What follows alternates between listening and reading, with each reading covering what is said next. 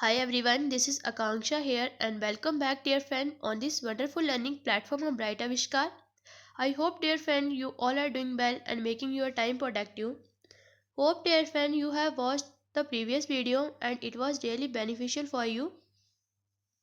So dear friend, today I have come here again with some new idioms and phrases which we use in our daily life conversation. So without delay let's get started our today's lecture. Our first idiom is that to some extent.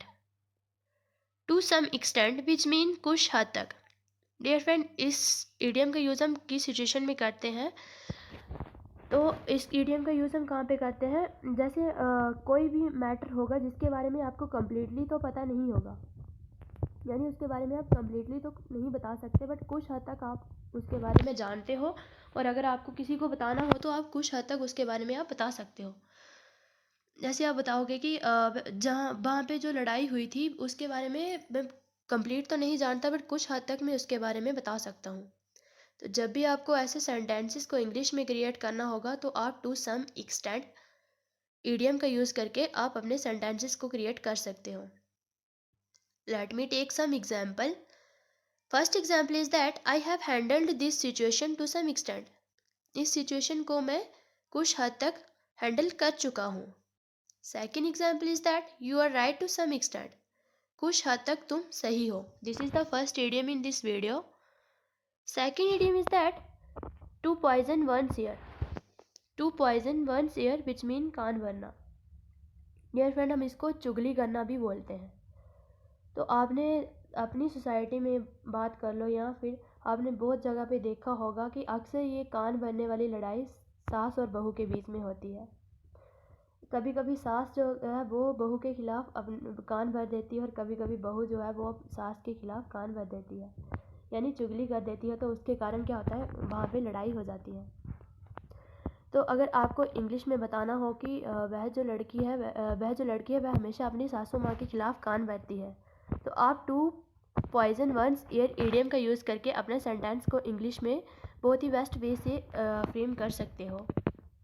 तो देखते हैं कुछ example के साथ। Example है हमारे पास, you should not poison her ears against her mother in law. तुम्हें तुम्हें अपनी सासू माँ के खिलाफ कान नहीं भरने चाहिए। Second example is that she is always poison her husband ears against her neighbour. वह जो लड़की है वह हमेशा अपने हस्बैंड के कान भरती है अपने नेबर्स के खिलाफ। And it's a reality. This is the second idiom in this video. Third idiom is that to make up minds. To make up one's mind which mean फैसला ले लेना। डियर फ्रेंड, ऐसी सिचुएशन में आ जाना कि आप यहाँ पे मजबूर हो जाएं कि बस अब मुझे यही काम करना है और कुछ नहीं करना। यानी आपने फैसला ले लिया कि मुझे यही काम करना है। आपने एक ऐसा फैसला ले लिया कि मुझे अब यही करना है, मैं इसके अलावा कुछ नहीं करने वाला। तो जब भी आप ऐसी सिचुएशन में आ जाना कि आप बोलोगे कि नहीं, मुझे अब अपना टास्क ही कंप्लीट करना है और कुछ नहीं करना है, इसके अलावा मुझे और कुछ नहीं चाहिए, या फिर मुझे अब अपनी लाइफ में एक जो है गोल ही अचीव करना है, जो मेरा ड्रीम है मुझे उससे ही फुलफ़िल करना है, मुझे और कुछ नहीं चाहिए। तो जब भी आपको ऐसे सेंटेंसेस को इंग्लिश में किसी को बताना हो तो आपको to make up one's mind idiom का यूज़ करके आप अपने सेंटेंसेस को फ्रेम कर सकते हो। Let's see some example. First example है हमारे पास, I have made up my mind to complete this task. मैं अपना माइंड बना चुका हूँ, यानी मैं फैसला ले चुका हूँ, मुझे इस टास्क को कंप्लीट करना है। Second example is that he has made up his mind to go there. वह जो लड़का है वह अपना वह फैसला उसने वह फैसला यानी उसने फैसला ले लिया है, वह वहाँ जाएगा। This is the third idiom in this video. Dear friend, आप भी कुछ एग्जाम्पल बनाएं और करें इन इडियम्स के साथ प्रैक्टिस। बहुत ही इंटरेस्टिंग इडियम है ये। इडियम हमारे डेली लाइफ कन्वर्सेशन में भी यूज़ होते हैं, और आप किसी भी एग्जामिनेशन पॉइंट ऑफ व्यू से देखो तो ये वहाँ पे भी बहुत बार पूछे जा चुके हैं। Next idiom is that black ship. इसके बारे में आप सब जानते ही होंगे। ब्लैक शिप का मतलब होता है बुरा आदमी, बुरा व्यक्ति, यानी बहुत ही घटिया इंसान, जिसको हम बोलते हैं अपनी लैंग्वेज में बोलते हैं घटिया इंसान।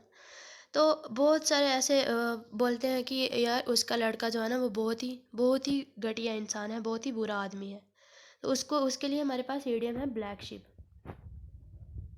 एग्जाम्पल देखते हैं। एग्जाम्पल है he is a black ship in our society. वह जो लड़का है वह पूरी सोसाइटी में, हमारी सोसाइटी में वह एक बुरा व्यक्ति है, यानी बुरा आदमी है। सेकेंड एग्जाम्पल है हमारे पास he and his friend both are black sheep. वह जो लड़का है और उसका दोस्त दोनों ही क्या है, बुरे व्यक्ति हैं। Next idiom is that call a spade a spade. Call a spade a spade which mean साफ साफ कहना। डियर फ्रेंड, ये किस कंडीशन में हम इस इडियम का यूज़ करते हैं? यहाँ पे अगर आपको कोई बात बतानी हो किसी को, तो आप उसमें कोई भी अक्सर ऐसा होता है कि कुछ लोगों को आदत होती है, अपनी आदत से वो मजबूर होते हैं, यानी उनकी हैबिट होती है कि वो क्या करते हैं, जैसे किसी ने कोई बात बताई तो उसमें वो अपने से कुछ बातें जो मिक्सचर करके दूसरे को बताएंगे, बट ऐसा नहीं कहना। जैसे किसी ने बताई वैसे ही अगर आप किसी को बताते हो तो उसको हम कहते हैं साफ साफ कहना, यानी बिल्कुल शुद्ध शुद्ध। तो उसके लिए हमारे पास इडियम है call a spade a spade. जैसे मैं बोलूँगी कि वह जो लड़की है उसने उस मैटर के बारे में अपने टीचर को बताया या अपने पेरेंट को बताया साफ साफ। उसने अपने पेरेंट्स को उस मैटर के बारे में बिल्कुल साफ साफ बताया। तो हमें ऐसे सेंटेंसेस को जब इंग्लिश में क्रिएट करना है तो हम कॉल अ स्पेड इडियम का यूज़ करके हम अपने सेंटेंसेस को अच्छे से फ्रेम कर सकते हैं। Let me take some example so that you can understand this idiom in a best way. First example is that I don't hesitate to call a spade a spade. मैं बिल्कुल भी नहीं हिचकिचाता साफ साफ कहने में, यानी मैं बिल्कुल भी नहीं डरता, बिल्कुल भी नहीं हिचकिचाता, साफ साफ कहने में बिल्कुल भी नहीं हिचकिचाता। Second example is that he has called a spade about his matter, about his mistake. उसने अपनी गलती के बारे में साफ साफ, यानी वह अपनी गलती के बारे में साफ साफ बता चुका है। Hope guys you have understand this idiom in a best way. Next idiom is that ins and out. Ins and outs which mean पूरी जानकारी होना। डियर फ्रेंड, इस इडियम का यूज़ हम कहाँ पे करते हैं, यानी कोई ऐसा मैटर होगा जिसके बारे में आप पूरा उसके बारे में जानते हो कि वह जो घटना है वो कहाँ घटी है, कैसी घटी है, किसके द्वारा घटी गई है, कब घटी थी, यानी उसके बारे में पूरी जानकारी होना, एक निश्चित रूप से आपको उसके बारे में पता होना। उसके लिए हमारे पास इडियम है इन्स एंड आउट। जैसे मैं बोलूँगी कि हमारे स्कूल में जो बच्चों की लड़ाई हुई थी तो मैं उसके बारे में पूरा, मतलब उसके बारे में मुझे पूरी जानकारी है कि वो कहाँ हुई थी, कैसे हुई थी, किस बात पे उनकी लड़ाई हुई थी। तो जब भी आपको ऐसे सेंटेंस अगर आपको बताने हो किसी को कि उस इंटरव्यू के बारे में मुझे पूरी जानकारी है, उस इंटरव्यू के बारे में मैं सब कुछ जानता हूँ, या उस एग्ज़ाम के बारे में मुझे पूरा पता है, यानी पूरी जानकारी है। तो जब भी आपको ऐसे सेंटेंसेस अगर इंग्लिश में क्रिएट करने हो या किसी को बताने हो तो आप इन्स एंड आउट्स इडियम का यूज़ करके अपने सेंटेंसेस को बता सकते हो। Let's see some example. First example is that I know the ins and outs of this matter. उस मैटर के बारे में मैं पूरी जानकारी, यानी उस मैटर के बारे में मुझे पूरी जानकारी पता है। Second example is that he does not know ins and out about your fight.